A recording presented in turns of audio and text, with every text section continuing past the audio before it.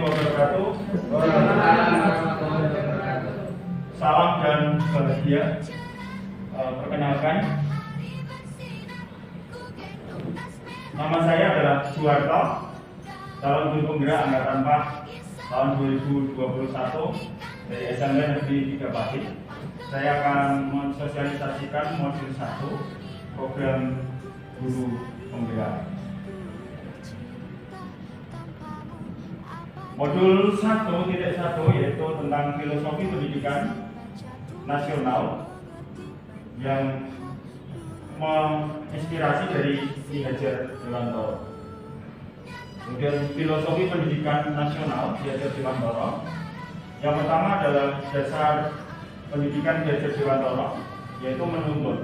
Yang kedua, dasar pendidikan Ki Hajar Dewantara adalah kodrat anak, merdeka dan bermain. Pendidikan yang berpihak pada anak. Yang keempat adalah bukan tabula rasa. Yang kelima adalah budi pekerti. Yang keenam adalah petani. Yang ketujuh adalah pesan kunci. Yang kedelapan pesan. Selanjutnya, untuk dasar pendidikan menuntun.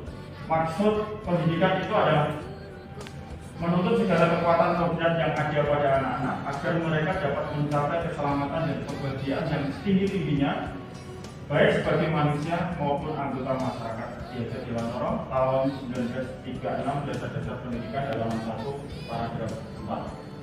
Kemudian dasar pendidikan Ki Hajar Dewantara untuk menuntun masih sama, yaitu pendidikan itu hanya dapat menuntut tumbuh atau hidupnya kekuatan kodrat yang ada pada anak-anak agar dapat memperbaiki laku hidup dan tumbuhnya kekuatan kodrat anak.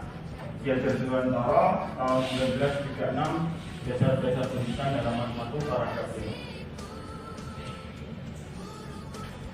Dasar pendidikan Ki Hajar Dewantara menuntun yaitu ing ngaso Sungkulojo, ing Madya Lalungkarto dan Tuturi Handayani.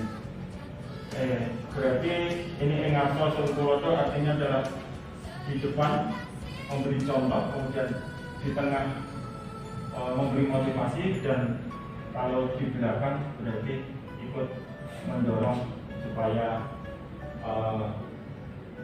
selamat dan berdiri sebagai manusia dan anggota masyarakat. Untuk dasar pendidikan Ki Hajar Dewantara kodrat anak yaitu merdeka. Manusia merdeka adalah manusia yang hidupnya lahir ataupun batin tidak tergantung kepada orang lain, akan tetapi bersandar atas kekuatan sendiri. Maksud pengajaran dan pendidikan yang berguna untuk kehidupan bersama ialah memerdekakan manusia sebagai bagian dari persatuan rakyat. Ki Hajar Dewantara, Pendidikan dan Pengajaran Nasional Desember 1928. Dasar pendidikan Ki Hajar Dewantara kodrat anak bermain. Bahwa bermain adalah salah satu kodrat anak. Yang kedua, pikiran, perasaan, kemauan, tenaga cipta, rasa karsa, karya, seperti sudah ada pada diri anak. Permainan anak dapat menjadi bagian pembelajaran di sekolah. Kemudian pendidikan yang berpihak pada anak. Bebas dari segala ikatan dengan suci hati mendekati sang anak, bukan untuk meminta sesuatu hak, melainkan untuk berhamba pada sang anak. 1922. Asas taman sesama 7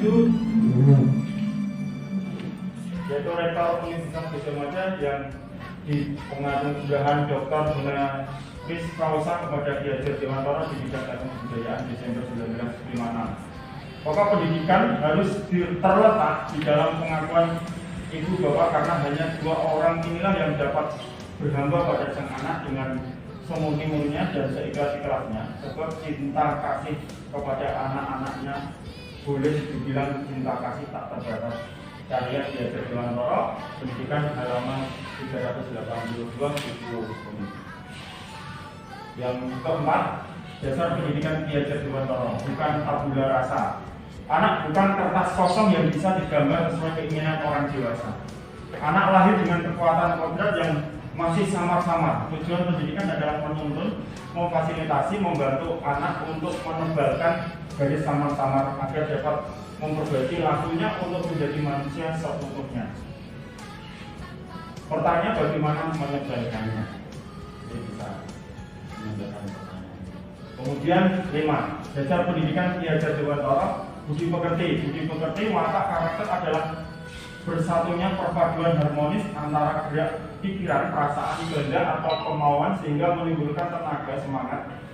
Ki Hajar Dewantara 1936 Dasar-dasar pendidikan halaman 6 paragraf 3. Budi pekerti, perasaan, kehendak, dan kemauan. Pekerti adalah tenaga. Cipta, rasa, karya. Pekerti, keseimbangan. Contoh pada permainan gamelan dan menenun. Yang keenam, dasar pendidikan Ki Hajar Dewantara, petani. Seorang petani dalam hakikatnya sama kewajibannya dengan seorang pendidik. Yang menanam jagung misalnya hanya dapat menuntun tumbuhnya jagung, ia tidak dapat merubah jagung menjadi padi, tapi hanya bisa memperbaiki kondisi tanah, memelihara tanaman jagung, memperbaiki pupuk dan air, membasmi ulat ataupun penyakit yang lain, sehingga bisa mengganggu tanaman itu, hingga tanaman jagung itu bisa akan tumbuh subur dan menghasilkan panen yang melimpah. Tapi tidak bisa merubah benih jagung menjadi tumbuh menjadi padi. Relevansi filosofi pendidikan Ki Hajar Dewantara, pesan suci. Maksud pendidikan itu adalah menuntun segala kekuatan kodrat yang ada pada anak-anak agar mereka dapat mencapai keselamatan dan kebahagiaan yang setinggi-tingginya baik sebagai manusia maupun anggota masyarakat. Menuntun artinya harus berkolaborasi, kritis, reflektif, komunikasi, kreatif, dan inovatif, selamat dan baik-baik. Yang ke-8, refleksi filosofi pendidikan Ki Hajar Dewantara, pesan suci.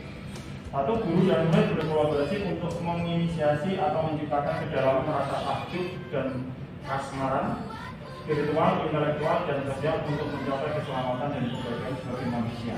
Yang kedua, siswa dan guru merdeka belajar yang berkolaborasi bersama menggali dan mengembangkan potensi siswa dan mengakomodasi karakteristik masing-masing untuk student well-being. Akan untuk Surjana pengawas Dinas Pendidikan Karangasem Bali. Catatan, kata well-being dalam bahasa Ki Hajar Dewantara selamat dan bahagia di program Gubernur Jawa Barat Dr. Masaki Bagja. Modul 1.2 yaitu nilai dan peran guru penggerak. Guru penggerak yang pertama adalah mandiri, menggerakkan komunitas praktisi, reflektif, menjadi coach bagi guru lain, kolaboratif, mendorong kolaborasi, inovatif, mewujudkan kepemimpinan siswa, berpihak pada murid, menjadi pemimpin pembelajar. Next, profil pelajar Pancasila. Yang pertama yaitu beriman, bertakwa kepada Tuhan Yang Maha Esa dan berakhlak mulia, yaitu akhlak beragama, akhlak pribadi, akhlak kepada manusia, akhlak kepada alam, akhlak bernegara. Kemudian berkebinekaan global, mengenal dan menghargai budaya, komunikasi dan interaksi antar budaya, refleksi tanggung jawab terhadap pengalaman kebinekaan, berkeadilan sosial.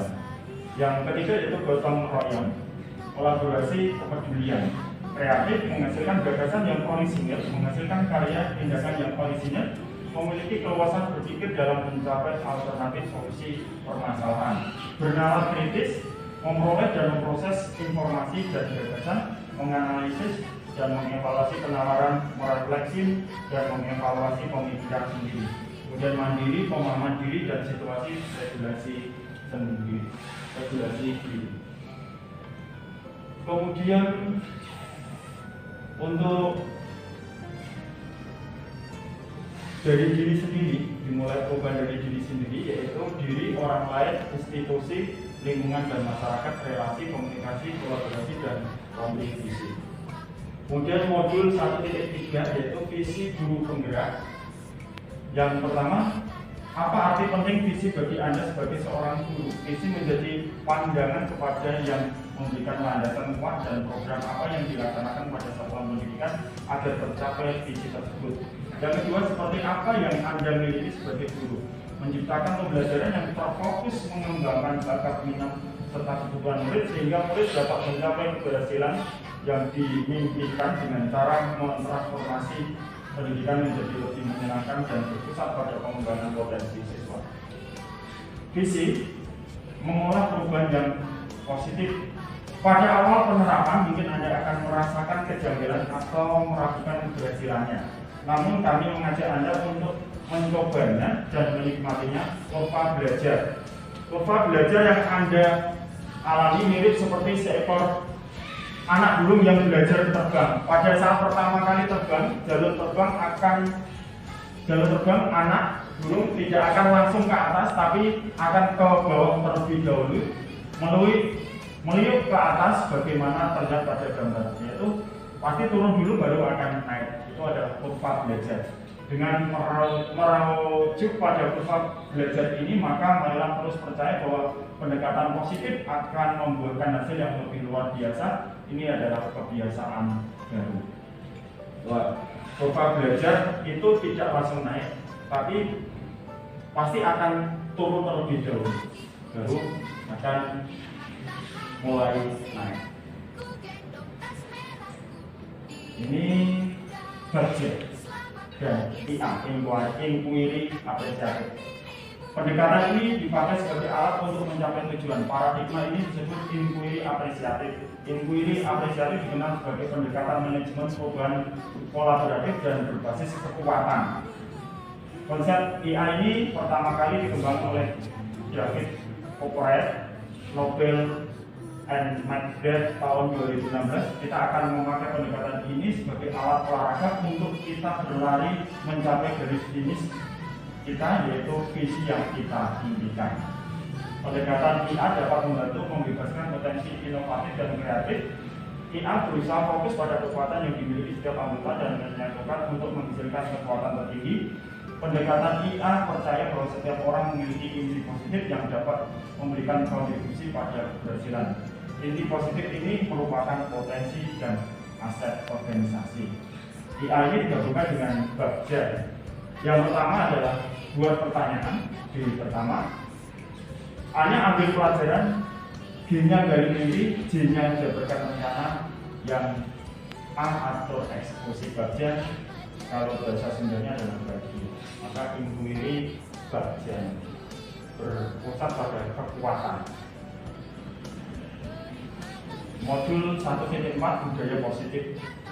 Eksplorasi konsep perubahan paradigma dari stimulus merespon ke teori kontrol. Yang kedua, kebutuhan dasar manusia. Yang ketiga, arti disiplin. Dan tiga, motivasi perilaku manusia. Yang keempat, keyakinan kelas, hukum dan penghargaan. 5, posisi kontrol. Yang keenam adalah segitiga restitusi. Perubahan paradigma stimulasi respon atau teori kontrol. Jika kita mengontrol seseorang, stimulus respon, kita mencoba mengubah orang agar berpandangan sama dengan kita. Yang teori kontrol, kita berusaha memahami pandangan orang lain tentang dunia. Perilaku buruk dilihat sebagai suatu kesalahan. Kalau stimulus respon, kalau teori kontrol, semua perilaku memiliki tujuan.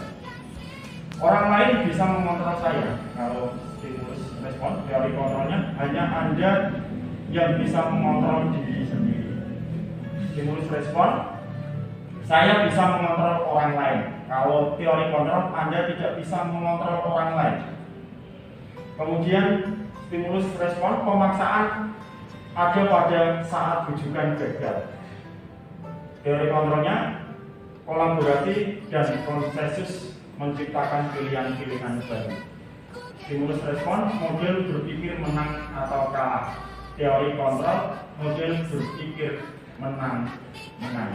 Ini adalah perbedaan. Kalau dulu memang pendidikan itu kaitannya dengan stimulus kontrol, tapi di saat era milenial ini atau adanya guru penggerak ini dirubah ke teori kontrol, bahwa kita bisa memaksakan kehendak kita pada orang lain. Itu adalah salah. Bahwa kita ini hanya bisa mengontrol diri kita. Maksudnya begitu. Kemudian kita berusaha memahami pandangan orang lain, tidak menyalahkan orang lain. Kemudian kebutuhan dasar manusia yang pertama adalah cinta kasih, rasa memiliki dan dimiliki. Belong. Kemudian penguasaan, power. Kemudian freedom, kebebasan. Yang selanjutnya keempat adalah fun, kesenangan. Ini bisa dijabarkan kaitannya dengan kebutuhan dasar manusia. Teori motivasi perilaku manusia. Yang pertama, untuk menghindari ketidaknyamanan atau hukuman. Apa yang akan terjadi apabila saya tidak melakukannya? Motivasi eksternal. Kemudian yang kedua, untuk mendapatkan imbalan. Apa yang akan saya dapatkan apabila saya melakukannya? Yang ketiga, untuk menghargai diri sendiri menjadi insan sesuai harapan. Saya akan menjadi orang yang seperti apa bila saya melakukannya. Ini motivasi internal tujuan. Kemudian selanjutnya yaitu peraturan kelas, keyakinan kelas, lingkungan positif, dan budaya positif.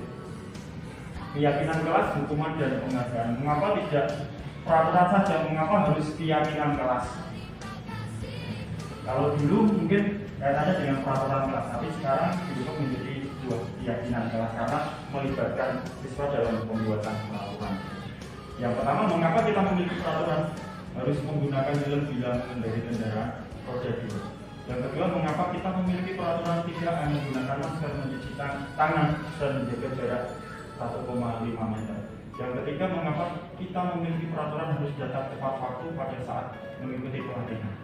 Untuk mendukung motivasi intrinsik, kembali ke nilai-nilai keyakinan lebih menggerakkan seseorang dibandingkan mengikuti serangkaian peraturan.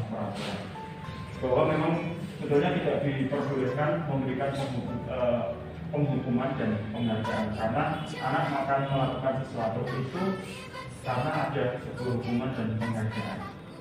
Yang terpenting itu adalah membangun keyakinan anak dia supaya bisa berubah karena motivasi dari dalam dirinya sendiri. Peraturan. Nah, ini perbedaan peraturan dan keyakinan. Selalu kembalikan buku ke tempatnya kalau peraturan. Kalau keyakinan, tanggung jawab. Ini lebih halus ya.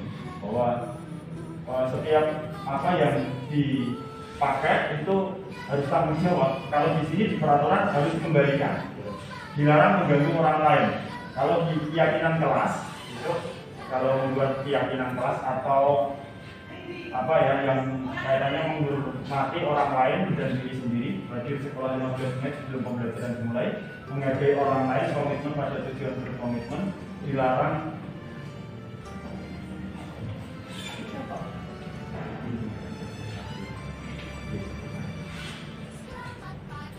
melakukan kekerasan. Keselamatan, menghormati orang lain, dilarang menggunakan narkoba, kesehatan, bergantian atau menunggu giliran, menghormati orang lain, kesabaran, gunakan masker, peraturan, kesehatan, keselamatan, kepedulian, jangan berlari di kelas atau koridor. Kalau keyakinan, keselamatan, keamanan, dan kepedulian. Yang selanjutnya dihukum oleh penghargaan, ini yang saya maksudkan. Pengaruh jangka pendek dan jangka panjang. Penghargaan menghukum, penghargaan mengurangi ketepatan, penghargaan tidak efektif, penghargaan merusak hubungan.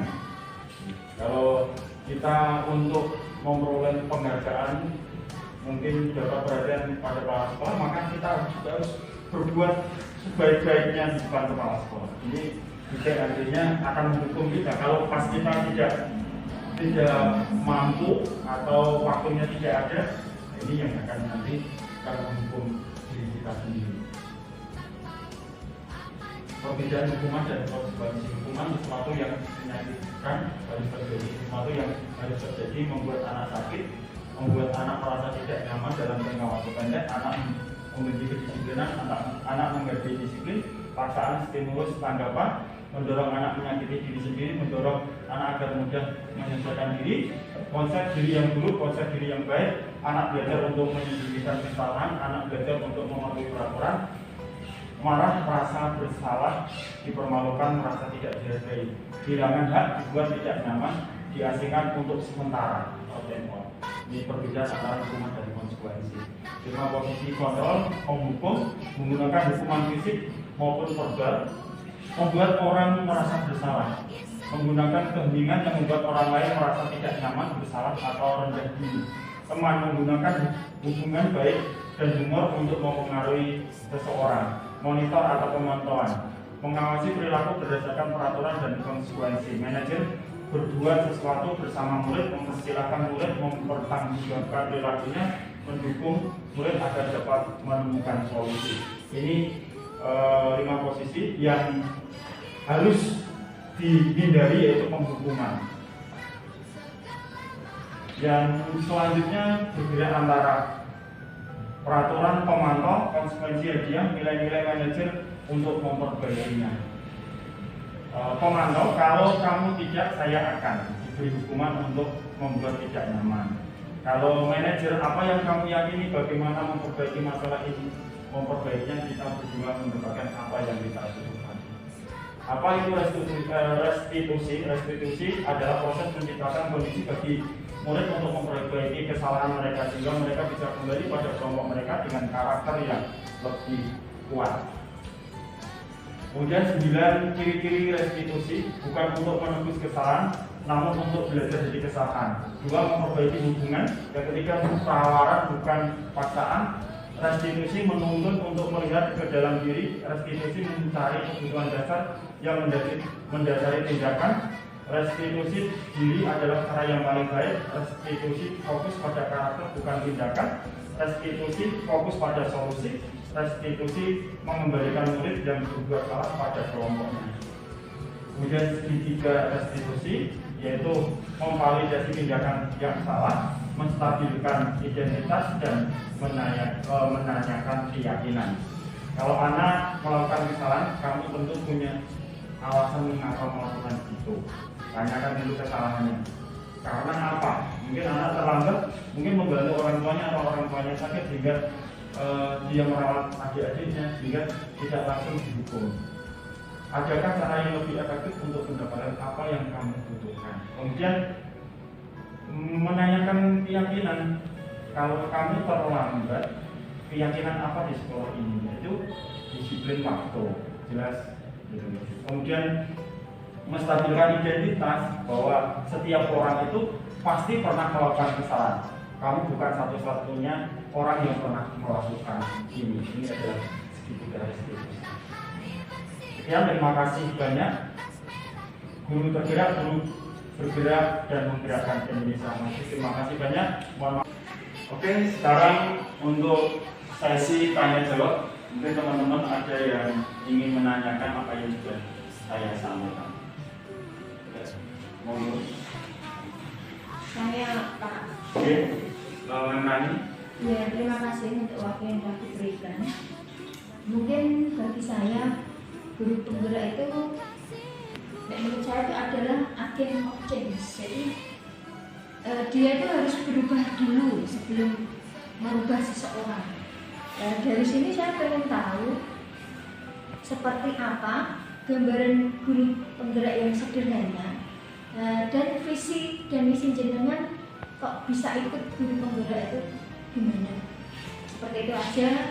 Mungkin tidak ada hubungannya dengan materi yang ada di mobil. Terima kasih. Saya sampaikan itu aja. Terima kasih, Rani.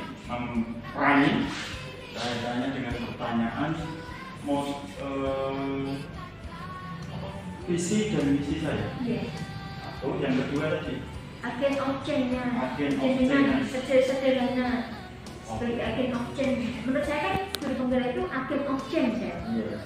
Nah, sebelum jenengan sebagai perubahannya itu kan di diri jenengan sendiri. Mulai dari diri. Ya, nah itu seperti apa hal kecil yang mungkin sudah jenengan lakukan. Terus nanti mungkin untuk mengimbas ke guru yang lain itu seperti apa? Terima kasih. Kaitannya dengan agen of change, agen perubahan pada diri saya sebagai seorang guru penggerak. Memang semua program guru penggerak mulai dari diri sendiri. Merdeka. Itu M pertama adalah mulai dari diri sendiri. E adalah elaborasi, R adalah refleksi, K adalah konektif, kolaborasi, konektif antar materi. Jadi yang pertama adalah mulai dari diri sendiri. Kalau ingin merubah seseorang, merubah komunitas, itu adalah mulai dari diri sendiri. Apa yang sudah disampaikan oleh filosofi Ki Hajar Dewantara katanya dengan ing ngarsa sung tulodo ing madya mangun karsa tuturi handayani, bahwa ing ngarsa sung tulodo, di depan harus memberi contoh. Saya harus memberi contoh pada teman-teman atau siswa-siswa saya dulu sebelum saya menggerakkan mereka. Pertama mungkin kaitannya dengan saya harus disiplin, katanya disiplin waktu, disiplin pekerjaan, dan lain sebagainya. Tanpa saya harus meminta pada teman-teman ataupun kepada anak-anak, kalau saya bisa memberi contoh teladan, mereka pun aku yakin akan mengikuti apa yang saya lakukan. Kemudian mungkin bisa saja ada yang sampah, saya mengambil, kemudian saya masukkan. Tidak perlu memerintah. Kamu ambil sampah itu, tidak perlu, tapi beri contoh. Mulai dari diri sendiri, yaitu memberi contoh sesuai dengan filosofi Ki Hajar Dewantara, yaitu ing ngarsa sung tulodo, memberi contoh kalau saat hidup saya. Kemudian memang guru itu tidak bisa merubah nasib dan kodrat siswa atau seseorang. Dalam artian diibaratkan sebagai seorang petani, bahwa menanam benih jagung itu tumbuhnya tidak mungkin bisa padi. Jagung yang akan tumbuh jagung, benih jagung akan tumbuh jagung, benih jagung tidak mungkin akan menjadi benih padi. Apa yang bisa saya lakukan, yaitu yang merawatnya, memberi air secukupnya. Tidak mungkin jagung saya kasih air yang banyak seperti memberi air pada tanaman padi, akan mati. Pupuknya pun harus tepat. Saya tidak boleh berlebihan, karena nanti juga akan mati karena kelebihan pupuk. Harus tepat, kemudian menyianginya atau mencabuti rumput liar yang mengganggu supaya bisa tumbuh dengan baik, membasmi bibit penyakit, ya, supaya tanaman ini tumbuh subur dan menghasilkan hasil yang maksimal. Hanya bisa seperti itu dulu, bukan sok tabula rasa bahwa murid itu kertas kosong yang harus kita isi, bukan. Bahwa murid itu sebetulnya sudah punya garis yang tipis-tipis, kita tinggal menebalkannya saja. Anak ini besok kodratnya, takdirnya akan jadi seorang presiden, akan jadi presiden. Cuma presidennya bagaimana? Yang punya moral atau tidak? Yang punya tepol seliro, punya akhlak yang baik tidak? Lalu tugas kita itu menebalkan itu. Bahwa dia kalau memang jadi presiden, maka kita bekali dengan akhlak yang baik, moral yang baik, sehingga bisa menjadi pemimpin yang baik. Itu aja sebetulnya. Karena memang punya kodrat alamnya sendiri-sendiri. Memang kodrat jadi guru, bisa dia jadi guru. Mungkin panjenengan besok kodrat jadi kepala sekolah, walaupun ditutup-tutupin akan tetap jadi kepala sekolah. Walaupun dihelang-helang, karena memang kodratnya sendirinya. Kemudian kaitannya dengan visi saya menjadi seorang guru penggerak, memang dari awal saya tidak ada keinginan untuk mendaftar guru penggerak, karena memang saya awalnya dihubungi oleh ketua MGMB olahraga untuk mengikuti program ini, karena tidak ada yang berminat untuk mengikuti program guru penggerak dari MGMB olahraga Binus Kabupaten Pati. Ya, ada 2 orang, boleh saya dengan guru salah satu sekolah, karena beliau tidak lolos, ya, yang lolos hanya saya. Ya. Beliau juga, karena memang menurut saya pendidikan guru penggerak di 9 bulan ini memang waktu yang tidak pendek, lama sekali, dan memang tugas-tugasnya cukup melelahkan dan diburu oleh waktu. Tapi dengan saya sudah terlanjur masuk sini, ya kepala satu, kepala basah, saya akan melanjutkannya sampai selesai. Kalau visi saya yang jelas membuat pendidikan di Indonesia ini akan lebih baik, sehingga mewujudkan generasi emas Indonesia dan Indonesia maju. Itu tahun 2045 saat Indonesia berulang tahun yang ke-100 atau ulang tahun emas. Nah, saat ini pas kalau anak-anak ini umur 13, 14, 15 tahun 2045 dia akan posisinya umur 40 tahun. Usia 40 tahun itu posisi sebagai motor atau penggerak perubahan. Dia akan menempati jabatan-jabatan penting. Jika saat ini pas kalau ada program guru penggerak dan ini bisa dilaksanakan pada siswa-siswa kita, sehingga tahun 2045 anak-anak kita yang kelas 7, 8, 9 ini akan pada posisi umur 39, 40, 41. Dia di situ sudah mapan secara pekerjaan dan kondisi kedewasaan hingga tepat. Itu untuk visi saya, yaitu menjadikan generasi emas Indonesia yang akan menjadikan Indonesia maju. Maaf atas segala kesalahan. Wassalamualaikum warahmatullahi wabarakatuh.